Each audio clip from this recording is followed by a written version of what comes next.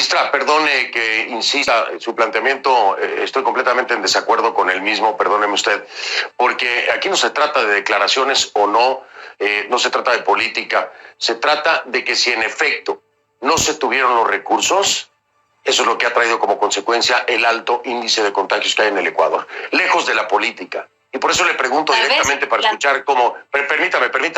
Por eso le pregunto directamente para que me responda como gobierno si se tuvieron o no los recursos. No estoy tocando el ámbito político, no estoy tocando nada más que la emergencia y una posible negligencia del gobierno del presidente Moreno, de acuerdo a las declaraciones de la exministra de la cartera. Así que no nos desviemos ni andemos por las ramas.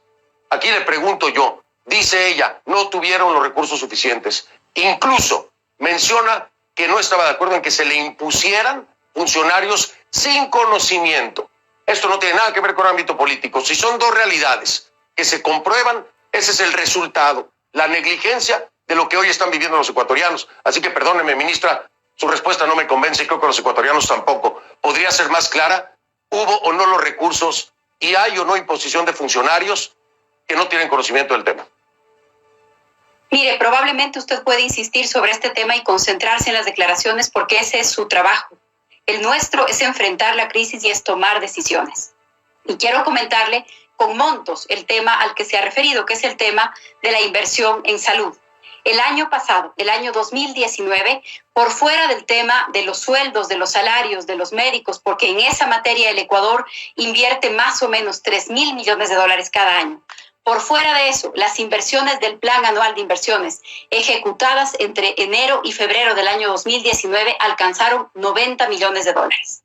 En el año 2020, ese mismo rubro, esa misma partida presupuestaria, significó 135 millones de dólares en números cerrados, aproximadamente.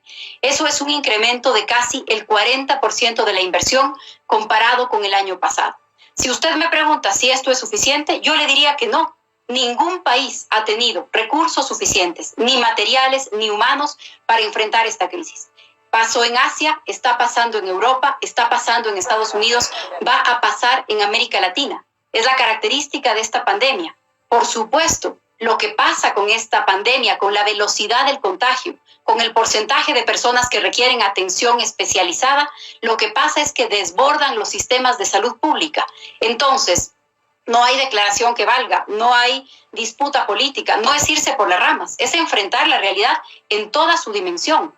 Y si es que usted dice que enfrentar esta pandemia es un problema de negligencia, pues este es un problema que estamos enfrentando 120 países en el mundo. Esa es la realidad de la pandemia. Y le digo algo, la realidad de la pandemia, perdón usted, ministra, la realidad de la pandemia es esa, por supuesto que sí, pero le voy a decir una cosa. Hay gobiernos que han logrado actuar a tiempo y que tienen bajos índices de contagio. No así el Ecuador. No se trata de política, se trata de eficiencia, de eficacia. Aquí mismo en los Estados Unidos, el presidente Donald Trump no cumplió con lo que se debía haber cumplido para evitar que hoy y que próximamente Estados Unidos pueda ser el epicentro en el continente. Pero Ecuador no se queda muy atrás, después de Brasil. Entonces explíqueme, por favor, ministra, cuál es la diferencia de un país que ha logrado mantener los índices de contagio bajos y el Ecuador no. No es un tema de política, es un tema de conocimiento, es un tema de buena aplicación de los recursos y es un tema de reacción inmediata. ¿O me va a decir que también eso es un tema de política? Es mucho más que eso. Es parte de lo que usted dice, pero es mucho más que eso y permítame también hacer algunas comparaciones como usted las está haciendo en este momento. Hay que mirar no solamente la política pública, el sistema de salud, sino la respuesta de la población. La respuesta de la población es muy importante. Creo que es difícil comparar la disciplina, la lógica que tiene la población en China, en Singapur, en Corea del Sur, la forma en la que esa población se relaciona con sus gobiernos y lo que pasa en los gobiernos de América Latina, o la dinámica y el comportamiento social que tenemos en Italia o en España o en América Latina. Todavía es pronto para hacer evaluaciones. Quiero insistir sobre eso. Es pronto para hacer evaluaciones. Estamos enfrentando la crisis. Estamos tomando decisiones. Ministra, pero está usted responsabilizando... No, es que perdóneme. ¿Está usted responsabilizando a la población? ¿Es lo que me está diciendo? No, permítame. Estoy haciendo una reflexión. Le estoy dando la oportunidad de aclarar porque Se entendió como que estaba responsabilizando el comportamiento de la población. Pongamos un cronómetro para este debate. No me parece. Yo hago las preguntas y repregunto cuando considero. Aquí no pongo cronómetro. Escuche usted lo que le digo. Escuche lo que le digo. Me parece que es oportuno hacerle la pregunta. Le voy a explicar por qué, ya que no lo entendió. Porque le doy la oportunidad de aclarar que no está culpando a la población. Si usted quiere, no le repregunto, lo dejamos ahí y que interpreten que está acusando a la población. Entonces, le pido, ministra, que no se sienta todo el tiempo atacada. Le estoy dando un espacio porque se entendió que usted hablaba como parte de esa culpa el comportamiento de los ecuatorianos. Y no creo que caiga bien. ¿Puede aclararlo, por favor? Mire, no es un problema de caer bien o de no caer bien. Estoy dándole los datos de la realidad. El gobierno decidió un toque de queda, un bloqueo, una prohibición de salida de los hogares, porque esa es la medida más efectiva que se ha aprobado en todos los países. Aislamiento social y quedarse en casa. Esa es la medida más efectiva. Disminuye la velocidad del contagio. Ningún país en el mundo ha logrado tener un contagio cero, pero lo que se ha logrado en los países que han podido enfrentar con menos dificultad esta crisis, porque creo que nadie puede hablar de éxito cuando esta crisis cuesta vidas humanas en todo el mundo. Pero en donde mejor se ha podido enfrentar esta crisis es en donde se logra disminuir la velocidad del contagio para que el sistema de salud pueda responder. ¿Cómo lo ha procurado hacer el Ecuador? Con un mecanismo de aislamiento y de distancia. Eso es lo que hemos estado implementando desde hace más o menos 12 días, con medidas graduales según la necesidad y también con medidas diferenciadas según la realidad de cada provincia. Hasta hace 2 días, el número de personas detenidas por incumplir las medidas del gobierno creció con más velocidad que el número de personas contagiadas. Por eso de ninguna manera me refiero a un prejuicio o a un culpar a alguien, porque además no se trata de culpar a nadie. Nadie contrae una enfermedad o se pone en riesgo queriendo hacerlo a propósito. Pero claro que se puede identificar cuál es el comportamiento de una población o cuál es el comportamiento de una sociedad. Y le estoy dando de nuevo un dato concreto. De acuerdo, estoy completamente de acuerdo con usted, ministra. Y de hecho, en este programa he llamado la atención a toda la gente irresponsable y absurda que no entiende que debe colaborar porque estamos todos montados en el mismo paquete. Y si no todos nos ayudamos, todos nos hundimos. Eso es claro.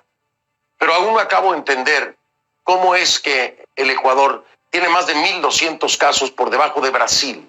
Si me ha dicho lo que me ha dicho, hay recursos, me ha dicho que las cosas se han hecho bien. ¿A qué atribuye entonces usted que se esté en segundo lugar prácticamente en Latinoamérica en cuanto a contagios? Explíqueme, por favor, para entenderlo. ¿Cuáles son los factores que han llevado al Ecuador a esto? Como le digo, todavía es muy temprano para hacer valoraciones, para hacer evaluaciones. No se trata solamente de comparar el número de casos, se trata también de mirar en cuántas semanas vamos a poder controlar el crecimiento de esta curva. Tomamos medidas hace varias semanas, empezamos con las primeras medidas. Las de aislamiento cumplen ya más de una semana y esperamos ver algunos resultados en los próximos días. Los resultados no van a hacer parar los contagios. China llegó a contagio cero, a su primer día de contagio cero, si no me equivoco, en la jornada 54 o 56, después del bloqueo total. Entonces, no podemos a 10, a 12, a 14 o a 7 días, porque los países de América Latina tenemos diferentes días de que haya empezado el contagio en nuestros países. Por supuesto, pero tampoco se puede hacer una comparación con China cuando el epicentro fue Wuhan. Es decir, la cantidad de infectados en China era impresionantemente mayor, no punto de comparación, vaya. Vamos a entenderlo, hay que decirlo bien. Entonces se llegó al contagio cero en el 54, obviamente, pero con el volumen de contagios, también, ministra, nos salimos de contexto. Déjeme avanzar en otro tema que está preocupando a la población. Es el tema de los cuerpos. Desgraciadamente se están llorando a muchos ecuatorianos y este tema también es delicado en cuanto a contagio. ¿Qué se está haciendo con los cuerpos? De acuerdo a la información, deberían de cremarse. Están logrando acordar con empresas privadas para hacer esto.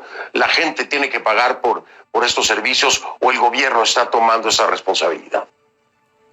Primero, en mi respuesta anterior, yo no me refería al número de personas contagiadas, sino al tiempo en el que se logra llevar a cero el contagio y a las medidas radicales que eso impone. ¿Toma más tiempo de acuerdo al número de personas?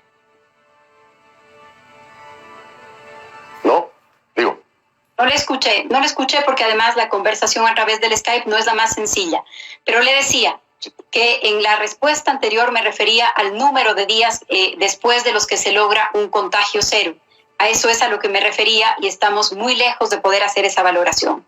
Ahora usted me ha preguntado sobre el tema de las personas que pierden la vida, sobre las personas que mueren como consecuencia de esta enfermedad.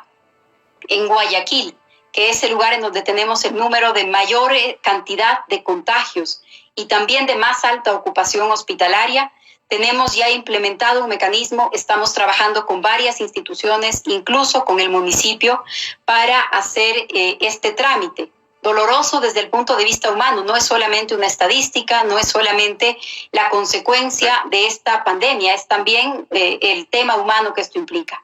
Hemos trabajado con algunos protocolos de la Cruz Roja sobre tratamiento digno de cadáveres. Tenemos un protocolo de lo intrahospitalario y de lo extrahospitalario. Las personas no deberán cubrir la cremación.